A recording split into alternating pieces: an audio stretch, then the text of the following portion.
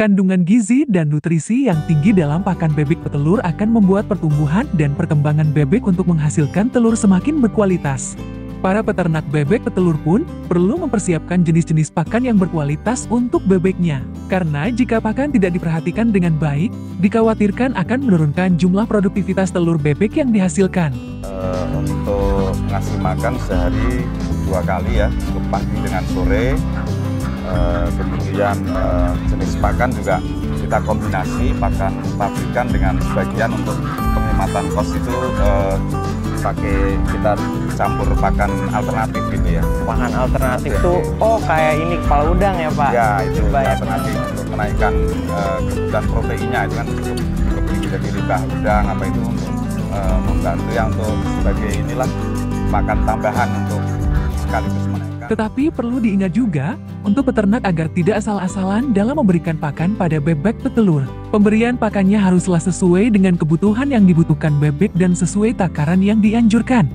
Karena untuk memaksimalkan hasil produksi telur bebek haruslah sebanding dengan jenis pakan yang diberikan. Pakan yang baik dan berkualitas dapat menunjang produktivitas telur bebek menjadi tinggi. Untuk pemberian pakannya pun juga harus memperhatikan jumlah vitamin serta gizi yang ada di dalam pakan. Jika peternak hanya fokus pada pemberian pakan pabrikan saja, maka bisa dipastikan biaya pakan yang akan dikeluarkan peternak akan membengkak. Maka dari itu, perlu adanya inovasi dari peternak untuk mengkolaborasikan pakan pabrikan dengan bahan pakan alternatif bebek yang ada di sekitar rumah.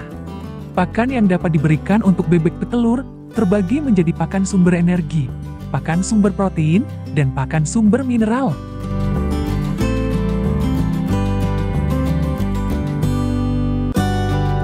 Pakan sumber energi untuk bebek petelur ini diperoleh dari jenis umbi-umbian atau sereal.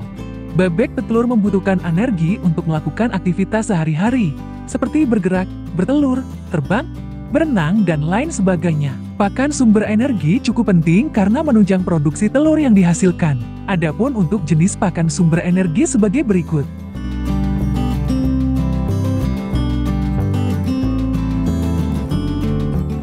Sedangkan untuk jenis pakan sumber protein terdiri dari bahan nabati dan juga hewani. Kandungan protein inilah yang dapat menunjang produktivitas telur menjadi cukup tinggi. Pakan sumber protein terdiri dari bungkil kelapa, bungkil kacang hijau, berbagai jenis tepung misalnya tepung ikan, tepung tulang, dan tepung daging. Jenis pakan tersebut cukup mudah didapat di pasaran dengan harga yang terjangkau sehingga peternak tidak kesulitan mendapatkannya. Untuk pakan sumber mineral, bisa didapatkan pakan minyak ikan dan minyak kelapa. Pakan sumber mineral diberikan dalam jumlah yang terbatas pada bebek. Saat ini, banyak konsentrat siap pakai di pasaran. Konsentrat tersebut mempunyai komposisi yang pas sesuai dengan jenis bebek yang dipelihara. Namun, jika mengandalkan konsentrat yang siap pakai, tentu saja membutuhkan biaya yang cukup besar. Untuk itu, agar lebih efisien dan hemat biaya, maka peternak perlu memberikan berbagai jenis bahan pakan tambahan yang mempunyai kandungan gizi yang baik dan seimbang. Hal tersebut cukup penting, mengingat produktivitas bebek cukup dipengaruhi dari jenis pakan yang dikonsumsinya.